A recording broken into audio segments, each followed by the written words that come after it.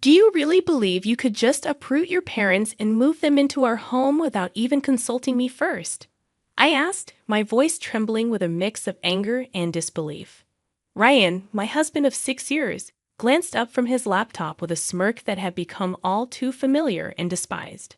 "Oh, Amelia, don't be so dramatic," he replied. "It's just for a while, and besides, it's not like you have a say in this." His words struck me like a slap in the face.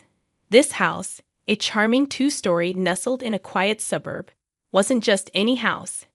It was the home my grandparents had left me. It was the place where I had envisioned raising our son, Lucas, away from the toxicity of Ryan's family. "You do remember that this house is in my name, right?" I retorted, my hands clenched into fists at my sides. Ryan's expression faltered, his smugness giving way to uncertainty. Just as our 2-year-old Lucas toddled into the room, I forced a smile for his sake. He was blissfully unaware of the tension. "I'm not okay with this, Ryan. Your parents have never respected me or our space. Why now?" I struggled to keep my voice steady. Ryan shrugged indifferently, stoking my frustration. "Their family, Amelia. You wouldn't understand."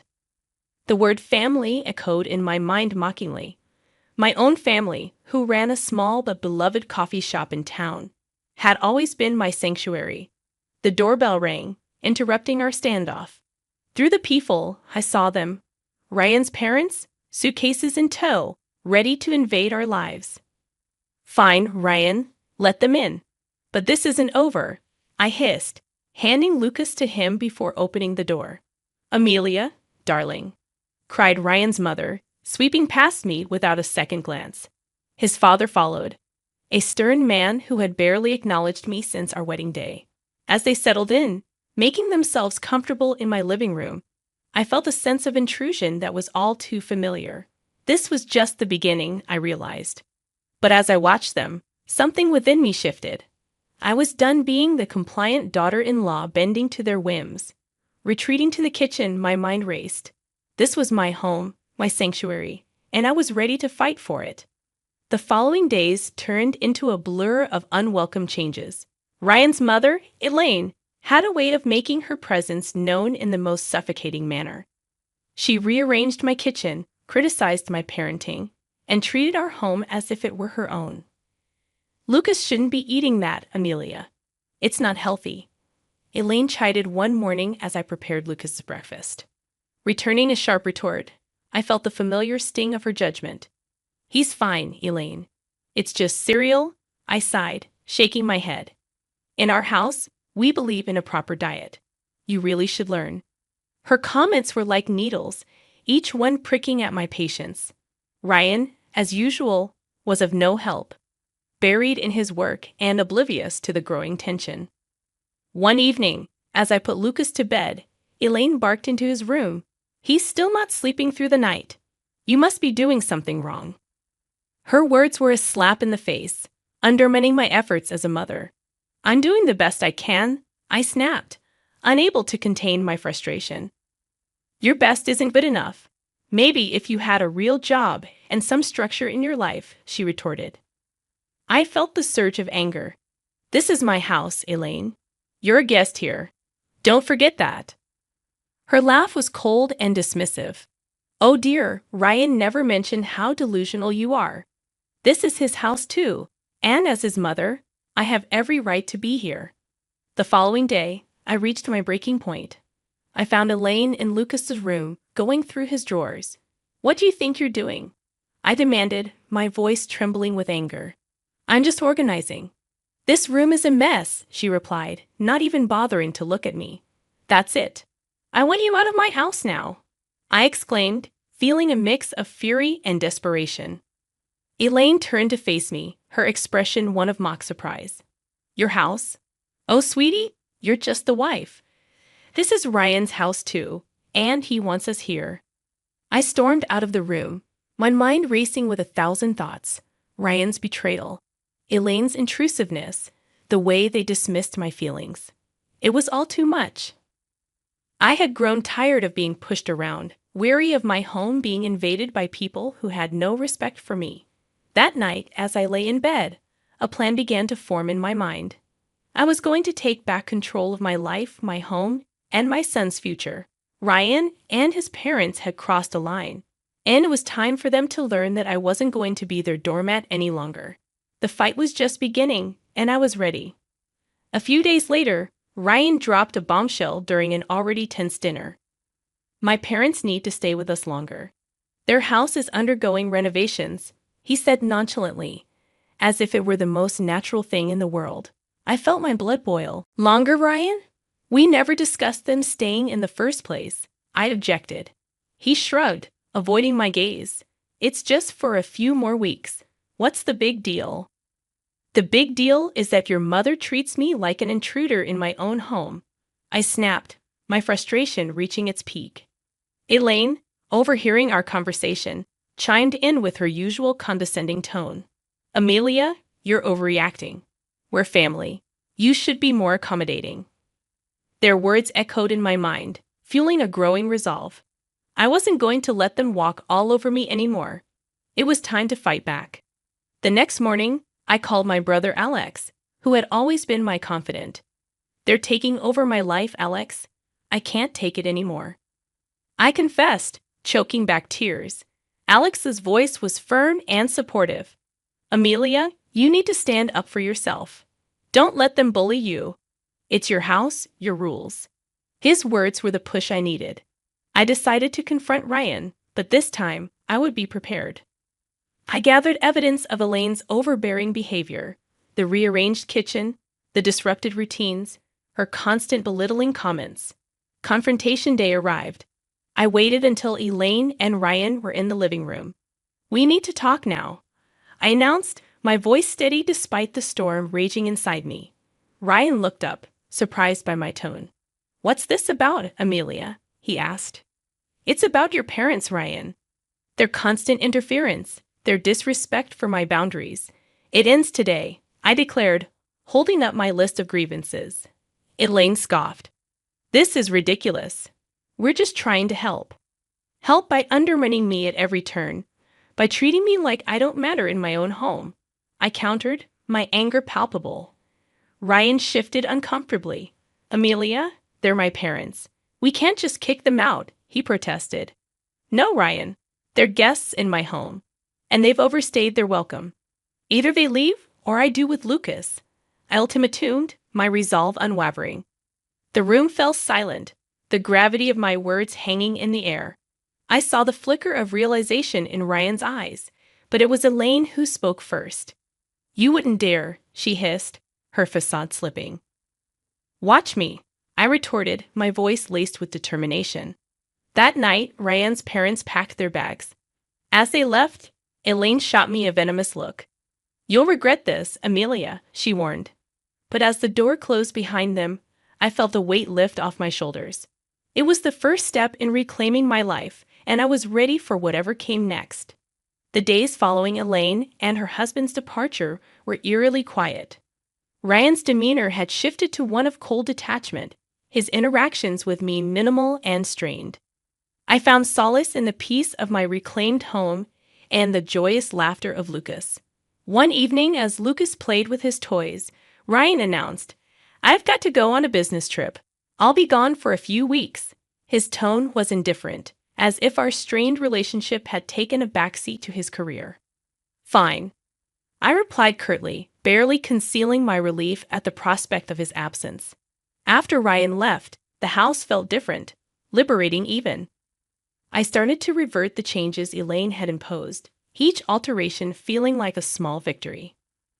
But the true turning point came when I stumbled upon a series of emails on Ryan's laptop, which he carelessly left open. They detailed an affair, an ongoing betrayal that cut deeper than any of his mother's snide remarks. Anger, hurt, and a sense of betrayal churned within me. I decided it was time for Ryan to face the consequences of his actions. I began to meticulously plan my next moves, each step calculated to ensure that Ryan and his family paid for their deceit and manipulation. The first step was to secure my financial and legal standing. I contacted a lawyer, explained my situation, and started the proceedings for what was now an inevitable divorce. Next, I turned my attention to the house, the symbol of my grandparents' legacy and my independence. I reached out to a real estate agent. I want to sell the house quickly and quietly, I told her. She was taken aback but sensed the urgency in my voice. Are you sure about this, Amelia? This is a big decision, she cautioned. I've never been more sure of anything. I replied with a resolve born of betrayal and newfound strength. The house went on the market, and within days, offers began to roll in. The thought of Ryan returning to find his precious control stripped away brought a bitter satisfaction. In the midst of this, I reconnected with my family, drawing strength from their support. We're here for you no matter what, my father assured me as I watched Lucas play, innocent and unaffected by the turmoil. I made a silent vow to protect his happiness at all costs. Ryan's return loomed on the horizon, but I was no longer the woman he had left behind. I was ready to confront him, armed with the truth and a plan to reclaim my life. The day Ryan returned was marked with a tension that hung thick in the air. I had rehearsed this moment in my mind, envisioning every possible outcome. Yet my heart raced as I heard his key turn in the lock. Amelia, I'm home, Ryan called out, his voice echoing through the now unfamiliar space. I emerged from the kitchen, my posture rigid. Welcome back, Ryan. We need to talk, I announced. He glanced around, noticing the changes I had made. What's going on? The house looks different, he remarked. I didn't flinch. I sold the house, Ryan. It's no longer ours. His face contorted with disbelief. You did what? You can't just sell our house without telling me, he protested. It's my house, Ryan. And after what I discovered, I don't think you have a say anymore. I said my piece, my tone steady but laced with simmering anger. He scoffed, trying to regain his composure. What are you talking about? The affair, Ryan? I know everything, I revealed, watching as his facade crumbled. His attempt at denial was weak and short-lived. Amelia, it's not what you think, he pleaded. I think it's exactly what it looks like.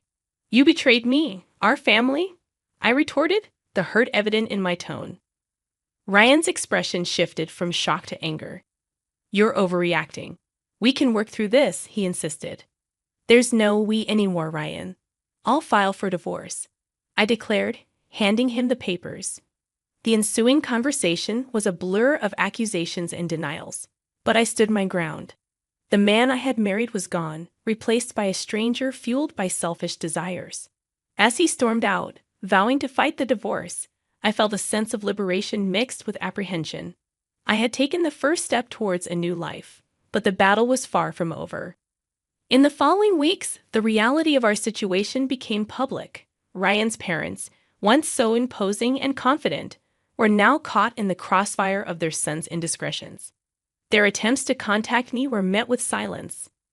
I had severed all ties, focusing solely on Lucas and the finalization of the divorce. The day of the court hearing arrived. Ryan looked defeated, the weight of his actions finally dawning on him as the judge granted the divorce and custody of Lucas to me. I felt a sense of justice. Ryan's plea for reconciliation after the hearing fell on deaf ears. You made your choice, Ryan. Now live with it, I said, turning away from him for the last time. The news of our divorce and Ryan's affair spread, affecting his reputation and relationships. His parents, once so proud and judgmental, were now shunned by those who had once respected them. As I walked out of the courthouse, holding Lucas's hand, I realized that this was not just an end but a new beginning. It was a fresh start for me and my son, free from deceit and manipulation. The future was uncertain, but it was ours to shape. Life after the divorce felt like emerging from a long, dark tunnel into the light. I had regained control, not just of the house, which was now sold, but of my life. Lucas, blissfully unaware of the adult complexities, thrived in the love and stability I provided. My days were busy but fulfilling, with my focus now on rebuilding our lives and managing the coffee shop, which had become my sanctuary. However, the shadow of Ryan and his parents lingered. One day, as I was closing the shop, Ryan appeared, looking disheveled and desperate. a stark contrast to the composed man I had once known. "Amelia, please, I need to talk to you," he pleaded, his eyes searching mine for a hint of the compassion that once existed. I hesitated, the sight of him stirring a mix of emotions. "What do you want, Ryan?" I asked, my voice tinged with embarrassment. "I can't afford the alimony and child support. I lost my job because of the scandal, and my parents, they broke too," he confessed. His words were like a cold splash of reality. "That's not my problem, Ryan. You made your choices, and now you have to face the consequences," I said firmly, closing the chapter of our shared past for good. As I walked away, leaving Ryan standing alone, I felt a sense of closure. The journey had been painful, filled with betrayal and heartache, but it had led me to a place of strength and independence. Life moved on. Lucas grew, his laughter and curiosity filling our home with joy. The coffee shop flourished, becoming a hub of warmth and community. As for me, I found contentment in the simple pleasures, the smell of fresh coffee, the sound of Lucas's giggles, and the support of friends and family. Ryan and his parents became distant memories, their legacy a cautionary tale of the consequences of betrayal and selfishness. My journey had taught me the power of resilience and the importance of standing up for oneself. As I locked the shop that evening, I looked up at the sky, its hues of orange and pink signaling the end of another day. I smiled, holding Lucas's hand tightly. Our future was uncertain, but it was bright. We were moving forward, one step at a time, into a new chapter of our lives.